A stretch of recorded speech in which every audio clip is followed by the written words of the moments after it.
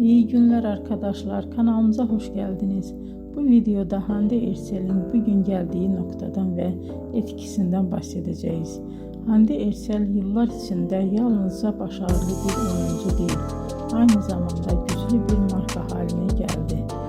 Birçok moda ve kozmetik markasıyla çalıştı ve uluslararası kampanyalarda yer aldı. Bugün o Türkiye'nin en çok konuşulan ve en çok takip edilen oyuncularından biri. Güzelliği, oyunculuğu ve ekran karizması sayesinde geniş bir hayran kitlesine sahip.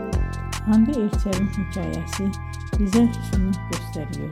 Bazen küçük bir şehirde başlayan bir hayal doğru adımlar ve çok çalışmayla dünya çapında bir başarıya dönüşebilir. Bugünkü videomuzun sonuna geldik. İzlediğiniz için teşekkür ederim. Kanalı takip etmeyi unutmayın ve bir sonraki videoda görüşmek üzere. Hoşça kalın.